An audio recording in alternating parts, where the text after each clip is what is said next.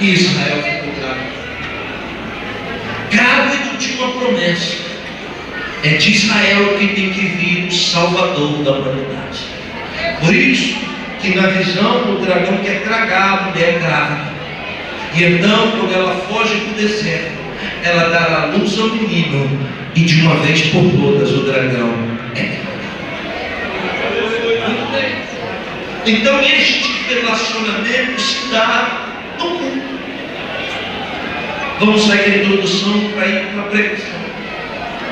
A Bíblia diz, no capítulo 7, versículo 36 em diante, do Evangelho de Lucas, que Jesus foi convidado para um culto. A Bíblia diz, um culto em casa. Preste atenção, redobre sua atenção, por favor.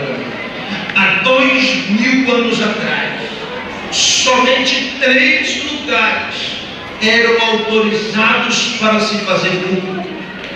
Como no funil são esses os lugares. O lugar mais largo onde a população podia ir em massa chamava-se Beit Hamikdash, ou o Templo de Herodes. O Templo de Herodes era onde a massa cultuava a Deus. Porém, existia um segundo lugar autorizado para cultuar a Deus. E esse segundo lugar não abrigava milhares, mas no máximo centenas.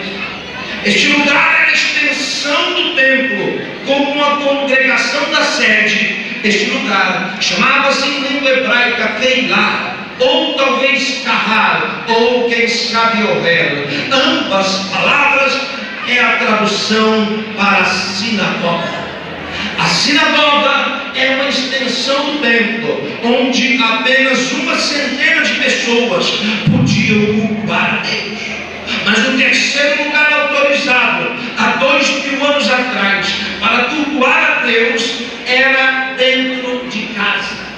Se no templo há milhares, se na sinagoga há centenas, em casa a coisa é mais íntima. Apenas uma dezena pode cultuar. Você entende o que eu disse? Eu estou dizendo que quanto mais apertado, mais próximo, e quanto mais próximo, mais íntimo. Louvado é o nome do Senhor. A Bíblia diz que Jesus foi convidado para um culto em casa. Quem convidou? Um fariseu. Por que o fariseu convidou? Porque ele tinha uma expectativa. Ele queria saber se Jesus era mesmo o Messias. Então ele convidou Jesus para o culto. Fariseu hoje é sinônimo de hipocrisia. Quando a gente encontra alguém que não é muito firme na fé, a gente diz: fulano é fariseu.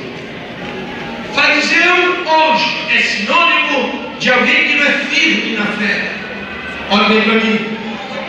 Mas há 2000 anos atrás não existia cristianismo, não existia o Islã, e a única fé monoteísta era o judaísmo. E o judaísmo de 2000 anos atrás tinha 4 ramificações, 4 hierarquias teológicas. Quais eram elas? As 2 menores. Primeiro, os zelotes. Os zelotes eram judeus religiosos, profundamente vinculados à política. Eram rebelionários contra o Império Romano. A Bíblia diz que Jesus tinha discípulos que eram zelotes. Foram os zelotes que por várias vezes tentaram aclamar Jesus como rei de Israel, como libertador político, mas Jesus dizia: o meu reino não é deste mundo. O segundo grupo, que era uma minoria, eram eremitas que viviam em cavernas, eram pessoas que se negaram a viver em sociedade, eram pessoas que se isolaram da sociedade, formando as suas comunidades em cavernas, e dedicaram a sua vida para a transmissão, para a compilação, para a cópia de textos sagrados. Este segundo grupo, minoria, chamava-se excêntricos. Porém, Israel, há 2000 anos atrás, era dominado por dois grupos que eram maioria. Por isso, são citados mais vezes nos evangelhos. Quais eram os dois grupos predominantes? Eram os fariseus e os saduceus. Os saduceus eram influentes entre a esfera mais alta da sociedade. Os saduceus estavam entre os ricos da sociedade. Também os sacerdotes do templo, a maioria eram os saduceus. Por outro lado, os fariseus eram mais populares, estavam entre o povo.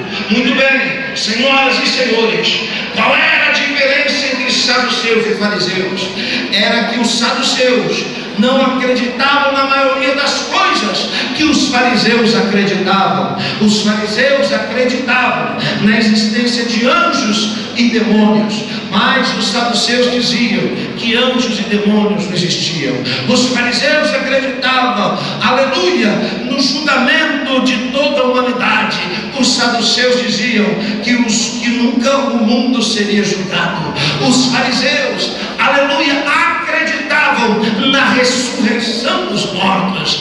Os saduceus negavam e diziam que nunca os mortos iam ressuscitar. Muito bem, se você acredita que um dia haverá julgamento, se você acredita na existência de anjos e de demônios, se você acredita que um dia os mortos vão ressuscitar, então, irmãos, temos muita coisa em comum com os fariseus.